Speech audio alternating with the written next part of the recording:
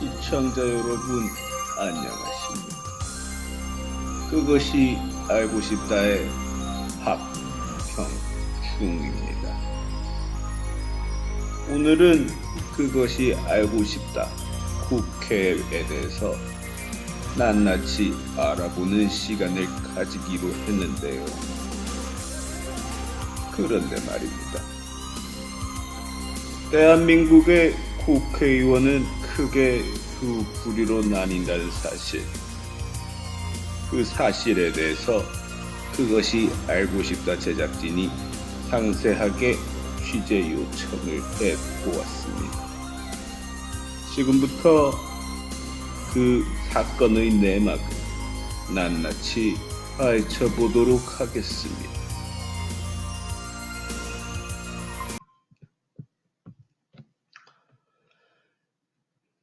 네, 여러분들 안녕하세요. 여러분들의 정치화법 선생님 박병준 선생님입니다. 방금 이상한 목소리를 하는 그 진행자 아저씨 이야기 잘 들으셨나요? 아, 맞아요. 저 아니고요. 박병중이라고 해서 뭐 이상한 아저씨가 있네요. 그 아저씨께서 근데 이제 저한테 요청을 하셨어요. 국회에 대해서 낱낱이 좀 조사를 해달라 이렇게 해가지고 좀 준비를 해봤는데 뭐 여러분들이 성에 차실지 모르겠습니다. 일단 국회에 대해서 얘기를 먼저 드리자면은 이렇게 얘기를 할 수 있죠. 국회는 대한민국의 입법부에 속한다라고 이야기를 드릴 수가 있을 것 같아요. 대한민국의 입법부. 입법부라는 말은 정치적 용어고요. 그 정치학적 용어를 이렇게 딱 우리나라에 대입했을 때 대한민국의 입법부는 국회라는 고유명사로 이렇게 말한다라고 봐주시면 돼요. 그러니까 국회라는 용어가 대한민국에서만 쓰이는 용어라는 점, 그 정도는 이제 여러분들이 잘 아실 거라 생각하지만 한 번 더 짚고 넘어가도록 할게요. 그리고 그 박병중 아저씨가 국회의원에는 크게 두 가지 형태의 국회의원이 있다 이렇게 얘기를 했었죠. 그래서 국회의 구성 방식에 대해서 이야기를 해보도록 하겠습니다. 두 가지 부류의 국회의원이 이렇게 있습니다. 첫 번째는 지역구의 대표가 있고요. 두 번째는 죄송합니다. 비례대표 국회의원이 죄송합니다. 비례대표 국회의원이 있다라고 말씀을 드릴 수 있을 것 같아요. 그러면 이 지역구 대표와 비례대표는 어떻게 우리가 선출을 하냐? 지역대표라는 것은 대한민국을 수백 개의 지역구로 나눕니다. 분할을 합니다. 그래서 그 지역구를 협의해서 선정을 해가지고요. 그 지역구별로 최다 득표를 한 사람을 대표 1인으로 지역의 대표로 국회의원 선출을 시키는 그런 방식이고요. 비례대표 같은 경우에는 반대로 정당별 득표에 비례해가지고 선출을 하는 방식이 되겠습니다. 예를 들어서 대한민국 국회의원 중 비례대표가 100명이라고 했을 때 그 중에 A당이 20%를 득표했다 했을 때 어떻게 되냐면은 100명 중에 일단 단순히 생각했을 때요. 100명 중에 20명이 이제 국회의원으로 선출되는 그런 방식이라고 보시면 되겠습니다. 그래서 정당별로 비례대표 의원의 명부를 작성을 하거든요. 1번 누구, 2번 누구, 3번 누구 이렇게 해서 그렇게 예를 들어 20번까지 20%를 받았으면 20명이니까 1번부터 20번까지 A당 비례대표 명부 의원들이 이제 선출이 되는 거죠. 이거는 단순하게 제가 계산을 했을 때 말씀드린 거고요. 실질적으로는 대한민국에서는 현재 준연동형 비례대표제라는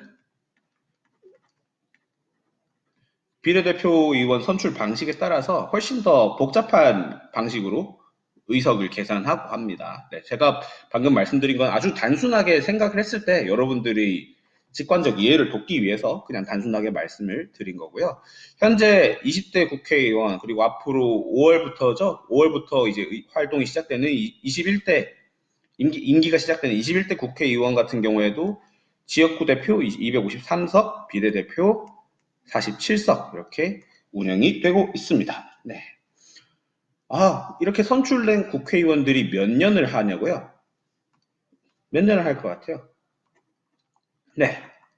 4년 임기고요. 임기는 4년이고요. 국회의원 같은 경우에는 중임이나 연임이 가능합니다. 네. 그러니까 계속해서 할 수가 있다는 뜻이에요. 이제 유명한 국회의원들이 참 많은데요.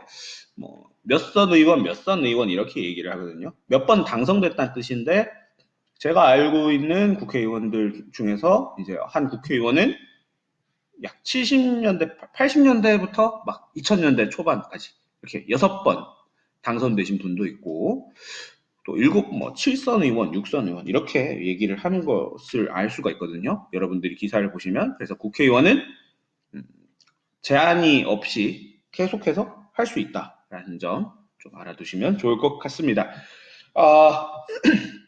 그리고 이제 추가적으로 하나 이야기 드리고 싶은 게 있는데요. 이거는 이제 국회의원 구성 방법에 대해서 말씀을 드렸는데, 국회의 어떤 의사결정 구조에 대해서 간단하게 말씀을 드릴게요. 의사결정 구조가 개수에 따라서 의사결정을 한 어떤 집합체가 한 개이냐 두 개이냐를 가지고 이제 저희가 단원제, 두 번째는 양원제 이렇게 얘기를 하거든요. 네. 네, 단원제와 양원제가 무엇이냐라고 했을 때 단원제는 의사결정 어떤 기구가 한 개인 경우를 얘기하고요. 양원제는 두 개인 경우를 얘기합니다. 여러분들이 아마 그 기사에서 막 보셨을 거예요. 대한민국의 얘기에서 본 건 아닐 테고 뭐 상원, 하원 의원이 있다 이런 얘기를 들어보셨을 겁니다. 그죠? 네, 맞습니다. 이 상원 의원과 하원 의원은 엄연하게 둘 다 입법부에 소속해 있지만 그 입법부 내에서 다른 의사결정을 하고 있는 독립된 의사결정을 하고 있는 각각 별개의 의사결정 기구라고 보시면 돼요. 네. 그래서 양원제 같은 경우에는 주로 이제 미국에서 하고 있죠. 미국이나 영국 같은 곳들에서. 그리고 단원제는 대한민국이죠. 대한민국이 대표적인 단원제 국가이고요. 죄송합니다. 장단점이 있겠죠. 단원제를 채택했을 때에는 의사결정 구조가 하나니까 신속하게 의사결정을 할 수가 있겠지만 자칫하면은 좀 성급한 결정을 내릴 수 있다라는 우려가 있겠고요. 양원제를 했을 때에는 조금 더 의사결정 구조가 두 가지가 있으니까 보다 더 신속하기보다는 이제 신중한 의사결정을 하겠지만 신속성은 떨어지겠죠. 예를 들어서 상원이랑 하원의 의견이 달랐을 때, 그죠? 그렇게 됐을 때에는 좀 진통이 있겠다라는 거죠. 네, 그렇게 조금 받아들이시면 될 것 같고요. 조금 줄이도록 할게요. 네. 너무 줄였나? 조금만. 네. 아침이어서 목이 잠기네요, 자꾸. 네.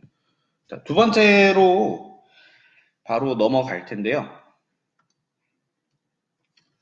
그러면은 이 국회의원이라는 것이 어떻게 조직되는가에 대해서 이야기를 좀 드려야 될 것 같아요.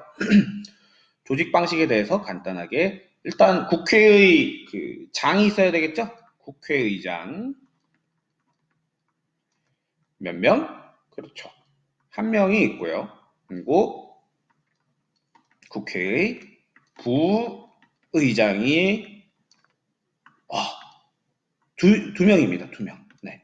국회의장 한 명, 국회 부의장 두 명. 이렇게 얘기를 하고 있고요. 국회의장 같은 경우에는 주로 이렇습니다. 대통령이 대통령 당선 이전에 소속되어 있던 정당의 사람이 되는 경우가 많아요. 그러니까 예를 들어서 대통령은 이제 당선이 되고 나면은 대통령 임기 동안에는 당적이 없거든요. 당적이라는 것은 내가 이 정당 소속이다라는 거예요. 네. 무슨 말인지 이해를 하셨을 거라 생각하고요. 그 대통령이 직전에 소속해 있던, 어쨌든 쉽게 말하면 자기 편의 사람이 국회의장이 되는 경우가 좀 많습니다. 그래서 주로 대통령 소속 정당이라고 얘기를 하는 여당 의원이 되는 경우가 많고요. 근데 또 생각해 보세요. 그 국회 부의장까지 여당 출신 사람이면은 좀 논란이 많겠죠. 그죠? 그러니까 좀 약간 밸런스를 유지하기 위해서인지 암묵적으로 국회 부의장 같은 경우에는 야당 소속 의원이 하는 경우가 많습니다.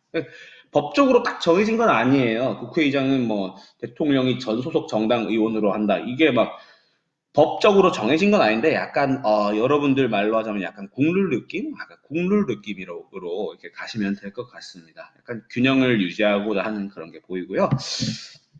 국회의장도 역시 국회의장 임기 동안에는 임기 중 당적이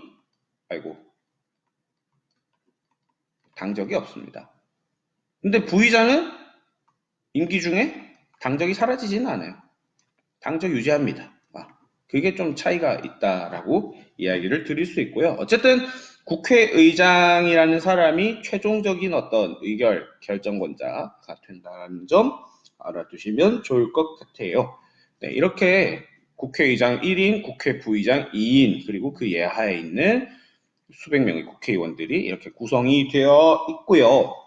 국회의 어떤 의사결정 방식이, 죄송합니다. 의사결정 방식이라기보다는 의사결정을 하는 어떤 소규모의 단체 같은 것들이 있다라고 보시면 되는데, 첫 번째로는 제가 위원회에 대해서 이야기를 드릴 거고, 두 번째는 교섭 단체에 대해서 이야기를 드리도록 하겠습니다.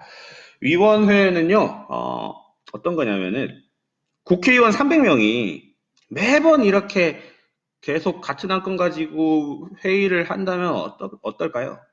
복잡하고 소리도 많이 나오고, 그죠? 뭔가 필터링 되지 않은 채로 모든 것들을 300명이 다 일일이 하기에는 좀 비효율적이라는 거죠.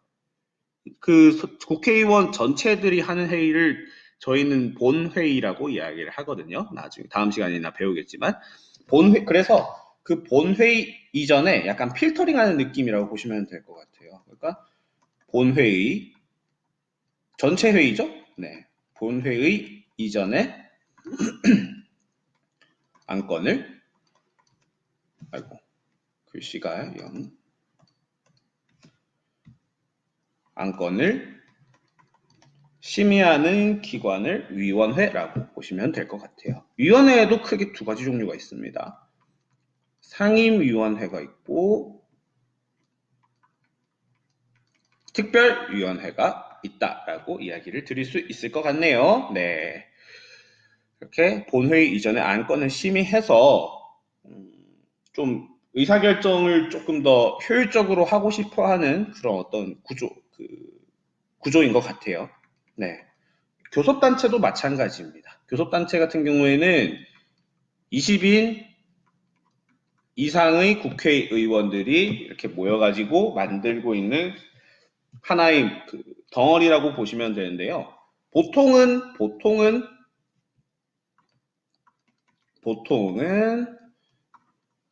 정당별로 하고 있습니다. 정당들이 모여가지고 그 정당들이 단체로 그냥 우리 교섭단체 할게요 이렇게 한다라는 거죠. 그러니까 뭐 미래통합당, 더불어민주당이 당원들이 국회의원이 돼가지고 우리 교섭단체 할게요 이런 식으로 한다라는 거죠.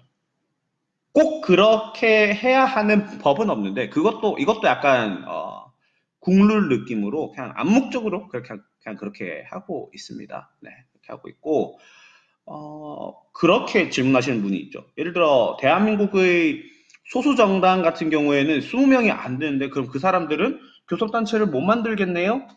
만들 수 있어요. 어떻게 만들 수 있냐면은 다른 어떤 소수 정당이랑 연합을 해가지고 20인 이상을 만들어서 조직은 할 수가 있긴 합니다. 네. 근데 현실적으로 봤을 때는 만들기가 더 되게 어렵거든요. 어렵기 때문에 그냥 비교섭단체라고 해서 교섭단체에 가입해 있지 않은 국회의원들을 가지고 이렇게 뭉뚱그린 단체를 비교섭단체 뭐 이런 식으로 이야기를 하기도 합니다. 그래서 비교섭단체 대표도 있어요. 국회에는. 네. 교섭단체 대표도 있고 대표도 있고요. 그러니까 뭐 더불어민주당 대표 그리고 뭐 미래통합당 교섭단체를 만들어가지고 거기에 대표 한 명 이렇게 올라가가지고 뭐 서로 협의를 할 일이 있으면 역시 본회의 이전에 뭐 어떤 사건에 대해서 사안에 대해서 논의를 하고 그렇게 진행을 하고 있답니다. 어쨌든 이 위원회와 교섭단체가 존재를 하고 있는 이유는 공통적으로 그죠? 안건을 효율적으로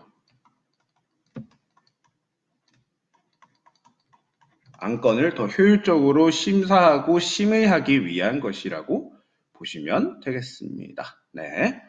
이렇게 어쨌든 조직 방식에 대해서도 좀 간단하게 말씀드릴 수 있고요. 세 번째는 마지막인데요, 오늘. 이제 국회를 1시간에 다 나가기가 좀 그럴 것 같아서 여기까지만 하도록 하겠습니다. 국회의원의 특권 두 가지에 대해서 이야기를 좀 드리고 마치도록 할게요. 첫 번째는요, 불체포 특권이 있습니다. 네, 불체포 특권. 두 번째는 면책 특권이라는 것이 있어요. 네. 불체포 특권, 면책 특권이 있는데, 불체포 특권은요, 이렇게 좀 조건을 다할 것 같아요. 현행범이 일단 아니어야 하고요. 현행범이 아니고, 그리고 국회의원의 회기 중이어야 되고, 회기 중에 국회의 동의 없이 체포하거나 국회의원을 구금해서는 안 된다라는 것입니다. 현행범인 경우에는 약간 예를 들어서 뺑소니 사고를 예를 들어 국회의원이 했어요. 했는데 그 현장에서 딱 적발이 됐다. 그렇게 했을 때는 체포를 할 수 있다라는 거죠. 하지만 현행범이 아니고서야 국회의 회의하고 있는 기간이라고 쉽게 생각하시면 돼요. 기간 중에 국회의 동의 없이 체포하거나 구금을 할 수가 없습니다. 국회의원에 대해서요. 네. 두 번째는 이제 면책특권인데요. 면책특권이라는 것은 일단 직무상 발언이고요. 발언이 그 대상이고요. 면책된다라는 게 직무상 발언이나 표결에 대해 국회 외부에서 책임을 지을 수가 없다라는 뜻이 되겠습니다. 국회 내부에서는 자체적인 책임을 질 수도 있어요. 직무상 발언을 했을 때, 표결을 했을 때 국회 내부에서는 뭐 내부적인 징계는 있겠지만 국회 외부에서 뭐 고소 당한다 뭐 이런 식으로 할 수는 없다라는 거죠. 그리고 두 번째 포인트는 직무상 발언과 표결에 대한 것이어야 한다라는 거죠. 네. 직무상 발언이 아니라 막 단순하게 국회 내에서 막 다른 국회의원을 막 비난하고 막 그러고 아니면 뭐 그 봉을 가지고 뭐 자기랑 의견이 안 맞다 해가지고 막 때렸어요. 그건 직무상의 발언이라던가 그런 게 아니죠. 발언도 아니죠. 네. 그러니까 그런 부분에 대해서 면책을 해준다는 뜻은 아닌데 직무상으로 뭔가 이야기를 했을 때 그걸 가지고 국회 외에서 책임을 지게끔 하는 건 안 된다라는 거죠. 이 두 특권이 왜 생겨났느냐 하면은 이 특권이 왜 생겨났느냐?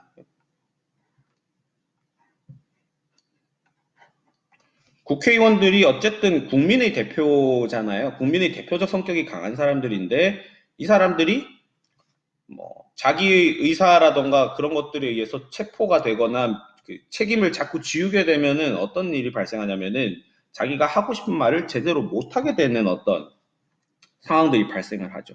그래서 자유 의사를 마음껏 펼칠 수 있게끔 하기 위해서 이런 특권을 세우는 거랍니다. 예를 들어 제가 뭐 국회의원이라고 했을 때 이러이러한 안건이 있는데 그 안건에 대해서 정말 강력하게 얘기를 해야 될 것 같아요. 근데 그 제 생각에 대해서 상당히 반대하는 어떤 다른 세력들이 있을 수도 있고, 뭐 행정부 사람들이 내가 말하고자 하는 의견에 대해서 반대를 한다. 뭐 이렇게 되면은 저를 이렇게 좀 제압을 하려고 하겠죠. 제한을 하거나. 그렇게 했을 때 막 저를 체포를 한다거나 자꾸 막 너 자꾸 그런 식으로 하면은 책임을 물을 수 있어. 이런 식으로 하면은 저는 제가 하고 싶은 말을 마음대로 못 하겠죠. 그런 것들을 막기 위해서 특권이 존재한다라고 보시면 될 것 같습니다. 네, 여기까지가 오늘 그 국회 파트에 대해서 이야기를 하는 부분이 되겠고요. 다음 시간에는 그 국회의 입법이죠. 입법 절차 등에 대해서 이야기를 구체적으로 재밌게 드릴 수 있도록 하겠습니다. 끝까지 시청해 주셔서 감사합니다.